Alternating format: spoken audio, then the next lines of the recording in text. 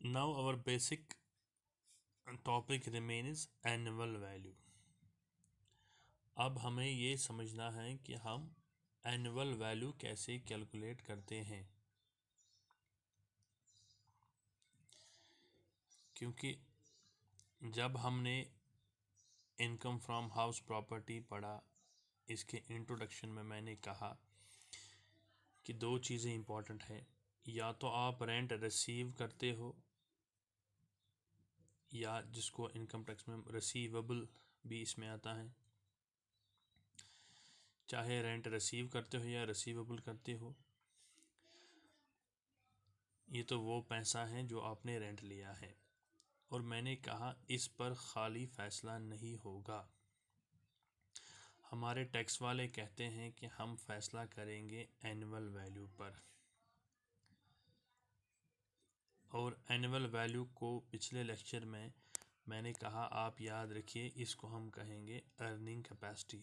Earning capacity यानी अगर एक मकान है, इसकी रेंट या तो आपने 10,000 रुपया लिया मिसाल के तौर पर, या लेनी है रिसीव्ड या रिसीवेबल,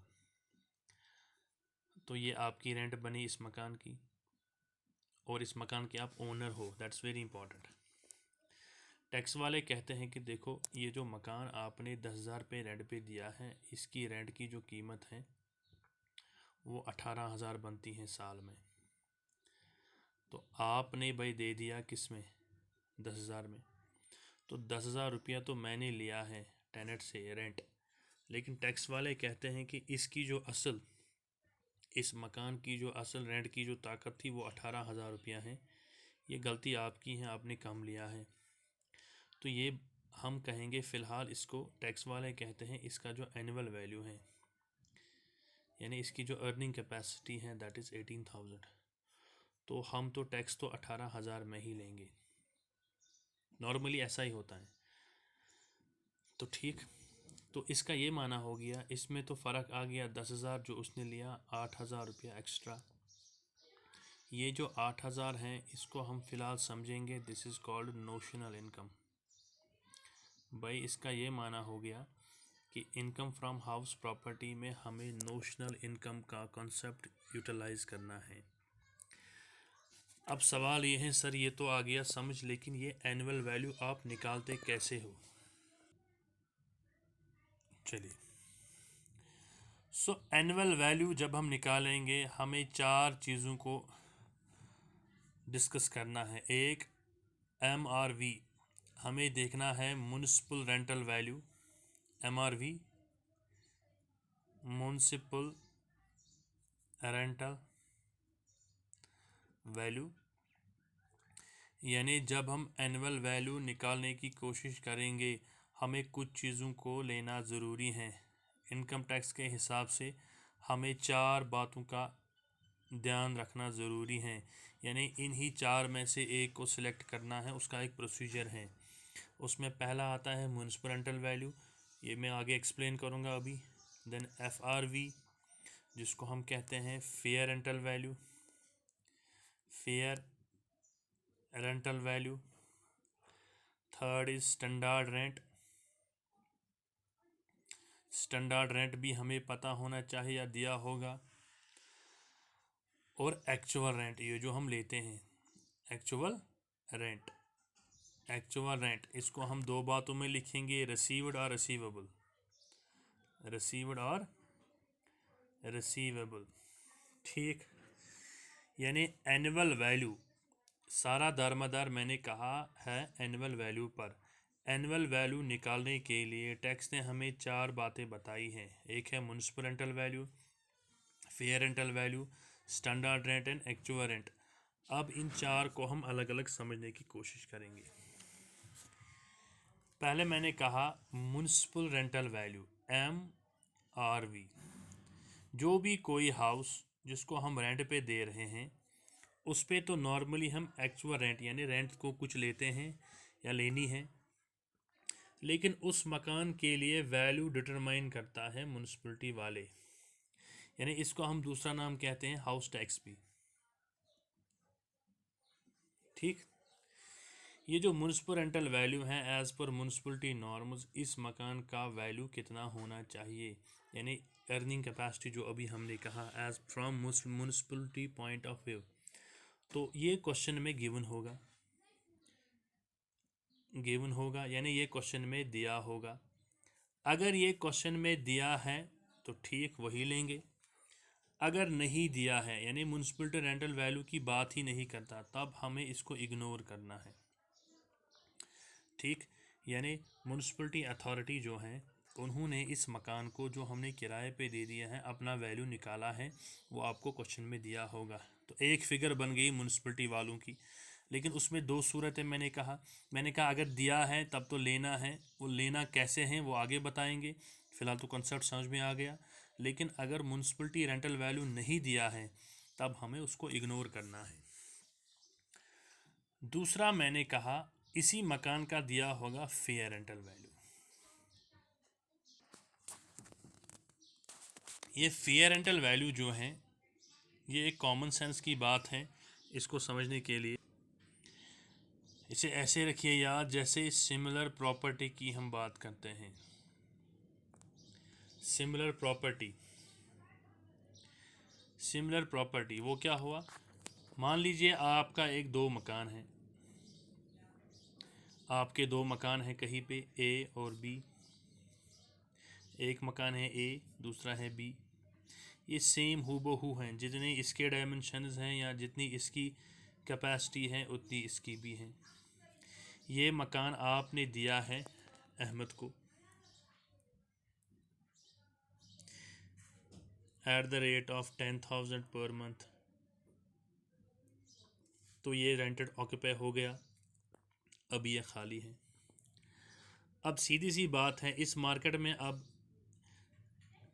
एक और बंदा है, इसका मकान है सी, वो सी मकान बिल्कुल आप ही जैसा है, लेकिन अभी इसने ये किराया पे नहीं दिया है। इसके पास दो मकान हैं बिल्कुल एक जैसे, दोनों का मालिक है ए और बी है मकान। ठीक, इसने ये मकान दिया अहमद को 10,000 पे, ये समझो फ़िलहाल ये वैकेंट है। अब सी अलग बंदा है, इसके पास भी इतना ही मकान है, अब इसको भी कस्टमर आया मोहम्मद। अब मोहम्मद को रेंट फिक्स करनी है, कहता है देखो भाई यहाँ इस लोकेलिटी में एक बंदे का मकान 10,000 है, उसने 10,000 पे रेंट पे दिया है, इसका माना हो गया मैं तकरीबन क्या इस मकान का वैल्यू भी 10,000 ही आएगा, वो हो गया फेयर। तो मोहम्मद को भी लगेगा कि इसने मुझे फेयर रेंट मांगी क्योंकि बिल्कुल इसी जैसा मकान किसी और बंदे को भी है, तो फेयर माना ये हो गया कि सिमिलर प्रॉपर्टी जो इसी इलाके में है तो फेयर लेवल पे हम डिसीजन लेंगे। ये जो फेयर रेंटल वैल्यू इसको मैंने लिखा सिमिलर। ठीक, fair rental value normally question में दिया होता है, तो फेयर रेंटल के वक्त हम खाली इतना देखते हैं कि सिमिलर प्रॉपर्टी जो है उसके फेयर वैल्यूज़ क्या है।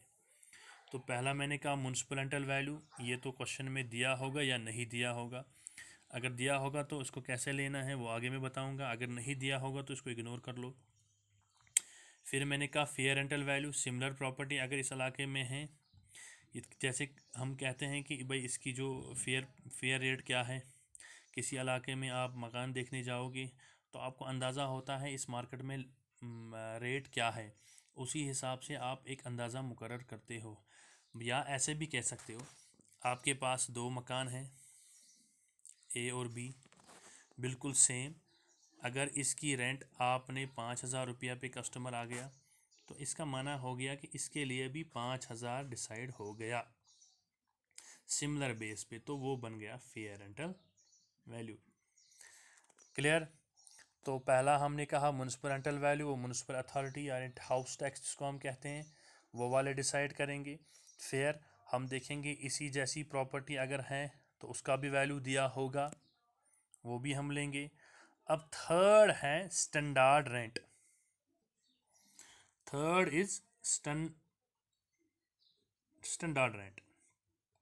सर अब ये स्टैंडर्ड रेंट कहाँ से आ गया, म्यूनसिपलिटी वालों ने क्या डिसीजन लिया है, कौन सा फैसला उन्होंने बताया, वो तो आ गया समझ। फेयर मार्केट में फेयर रेट क्या है, जिस पे सब राज़ी हो गए हैं या जिस पे टेनेंट आ रहा है, तो वो हो गया फेयर रेंटल वैल्यू।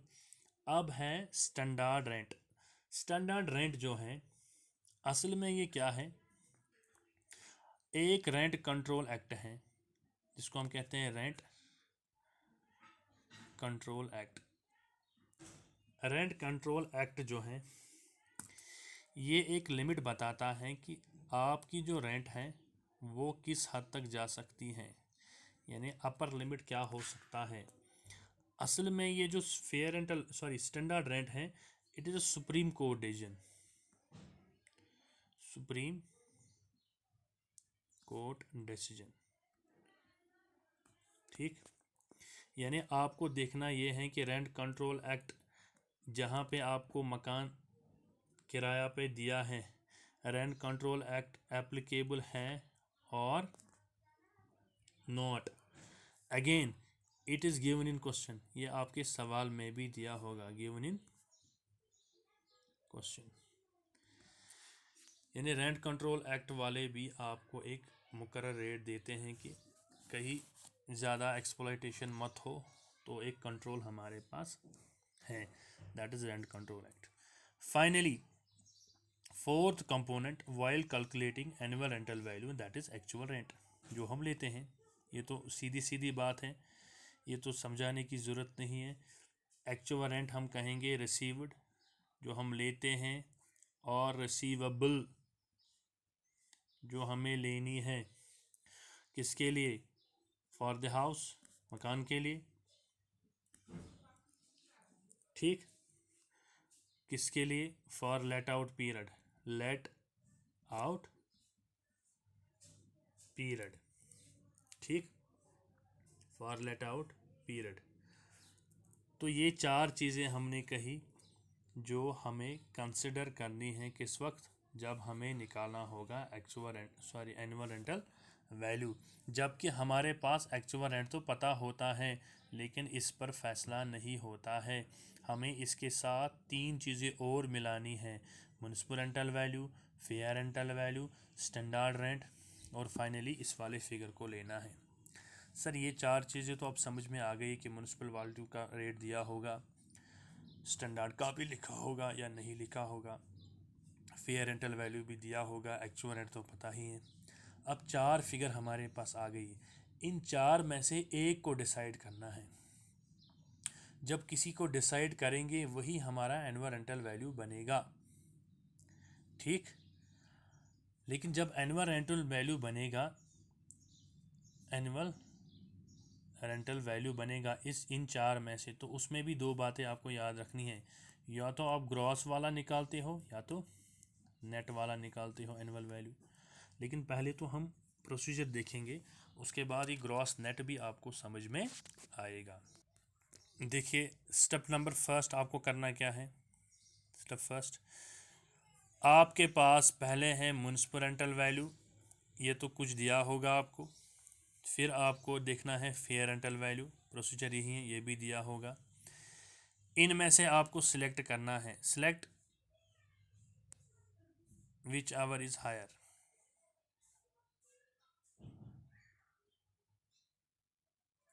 यानी इनमें से बड़ा कौन है उसको सिलेक्ट करना है, विच एवर इज़ हायर। या तो हायर ये होगा या तो हायर ये होगा। मान लो ये 10,000 हैं, ये 20,000 हैं, तो ये हायर आ गया। अगर यही 20,000 हैं तो ये 10,000 हैं, तो ये हायर आ गया। सो इन दोनों में से हायर को देखना है। अब ये भी ख़त्म, ये भी ख़त्म, अब हायर फिगर हमारे पास आ गई, हायर फिगर। अब हायर फिगर क्या होगी, या तो वो म्युनिसिपल रेंटल वैल्यू की फिगर होगी या तो फेयर रेंटल वैल्यू की फिगर होगी। सो विच एवर इज़ हायर। उसके बाद यहाँ पे मैं और डालूँगा, क्या डाला मैंने, और ये तो गया। अब इसका मुकाबला करना है किसके साथ, स्टैंडर्ड रेंट। अब आपको देखनी है स्टैंडर्ड रेंट। स्टैंडर्ड रेंट को जब इसके साथ कंपेयर करोगे तो उसमें से आपको देखना है which ever is lesser, which ever is lesser. इसका हम दूसरा नाम यहाँ पे देते हैं expected rental value. So which ever is higher, which ever is lesser आपके पास फिगर आएगा। ठीक, विच एवर इज लेसर आपके पास आएगा। फिर आपको क्या करना है, इसको कंपेयर करना है एक्चुअल रेंट के साथ, क्योंकि असल में अब एक्चुअल रेंट आ गई। इन दोनों में से whichever is higher, which ever is, इन में से आपको फिर देखना है कि इसमें से हायर कौन सी फिगर बन गई, यानी विच एवर इज़ हायर। तो वही आपका बनता है gross annual value. Gross annual, higher lesser करके तो इन्हीं चार में से कोई फिगर निकलेगी। अगर हायर लेसर करके मान लो एक्चुअल रेंट ही निकली, या आप समझो स्टैंडर्ड रेंट ही निकली, या कुछ भी निकला इसमें, तो उसका अब नाम रहेगा एनुअल रेंटल वैल्यू। अब एनुअल रेंटल वैल्यू उसका नाम क्यों पड़ गया, क्योंकि हमने एक प्रोसीजर फॉलो किया है, उस प्रोसीजर के हिसाब से हमें आंसर आ गया। अब मैं आपको एक एग्जांपल आप में दिखाता हूँ, उस एग्जांपल से आपको क्लियर आ जाएगा कि एनुअल रेंटल वैल्यू जिस पे सारा दारमदार है कैसे निकालते हैं। हाँ, अब सीधे सीधे हम एक क्वेश्चन पे आते हैं। आप इस क्वेश्चन को गौर से देखिए। ये है हमारे पास जो किताब है available, that is income tax law and practice by VP Gaur. इस किताब के सफ़ा नंबर 2.148 इलस्ट्रेशन सॉल्व्ड हैं समझाने के लिए। हमारे पास जो इलस्ट्रेशन नंबर 5 है आपको स्क्रीन पे आता होगा, इस पे लिखा है calculate gross annual value from the following information. दो मकान दिए गए हैं, यहाँ पे एक कंपैरेटिव स्टडी भी होगी जिससे आपको पूरा क्लियर होगा। Municipal rental value house A 80, house B is again 80, यानी म्यूनसिपल अथॉरिटी ने जो वैल्यू निकाला है वो 80,000 दिया है। फेयर रेंटल वैल्यू ए का जो फेयर मार्केट में जो फेयर वैल्यू है दैट इज़ 1 लाख, बी का भी 1 लाख है। Standard rent, rent control act applicable जो है, ए पे है 70,000, बी पे है 120,000। इसी तरह एक्चुअल रेंट 1,20,000 ए के लिए है, दूसरे के लिए है 90,000। It is assumed both the houses were let out throughout the year and there was also no unrealized rent. ये अनरियलाइज्ड रियलाइज्ड वैकेंट जो केसेस हैं वो मैं आपको बताऊंगा। फ़िलहाल आप नीचे जो लिखा है इट्स एज्यूम्ड, आप इसको समझिए ही मत, आप ये समझिए ये हाउस पूरे साल के लिए रेंट पे दिया हुआ है। अब ये लेट आउट जो दिया हुआ है इसमें 2-3 केसेस आते हैं, उसको हम क्वेश्चन में सॉल्व करेंगे। कभी कभार आपका मकान 6 महीने किराए पर था, 6 महीना कोई किराएदार आया ही नहीं, तो 6 months is vacant.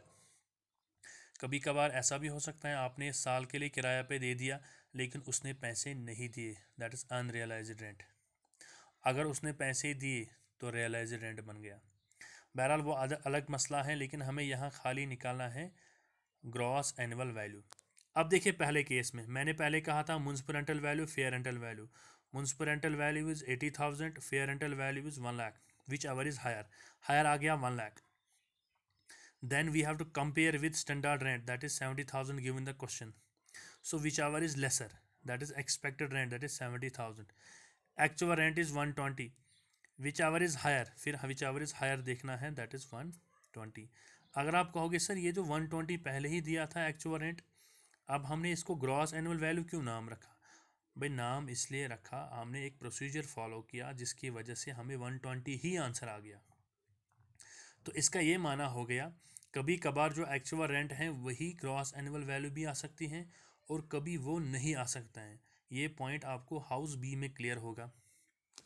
House B में आप देखिए municipal rental value is 80,000, fair rental value is 1 lakh, which ever is higher that is 1 lakh, standard rent is 120, which ever is lesser वो आता है 1 लाख, फिर एक्चुअल रेंट इज़ 90, फिर हमें यहाँ पे देखना है क्या कहते हैं इसको, विच एवर इज़ हायर, तो आंसर आ गया 1 लाख। देखिए यहाँ पे आंसर है 120 और यहाँ पे आंसर है 1 लाख, लेकिन अगर हम क्वेश्चन की ओर देखेंगे तो यहाँ पर एक्चुअल रेंट है 120, तो 120 ही आंसर आ गया, तो एक्चुअल रेंट ही बन गया इस केस में ग्रॉस एनुअल वैल्यू। लेकिन यहाँ पर एक्चुअल रेंट है 90, लेकिन टैक्स के हिसाब से आ गया आंसर 1 लाख, को 10,000 जो एक्स्ट्रा आ रहा है that is a notional income. So with this we have understood the concept of calculation of gross annual value. So while calculating gross annual value we have to take 4 cases. हमें 4 cases को दिमाग में रखना है जब भी हम क्या निकालेंगे? Gross annual value. तो उसमें 4 चीज़ें मैंने कहा, municipal rental value, fair rental value, इन दो में हायर देखना है, देन स्टैंडर्ड रेंट, स्टैंडर्ड इसको इसके साथ कंपेयर करना है, लेसर देखना है, फिर एक्चुअल रेंट, उसमें फिर हायर देखना है, और उसके बाद जो आंसर आ गया that is gross annual value. Clear? So with this we have understood the basic concept of while calculating gross annual value.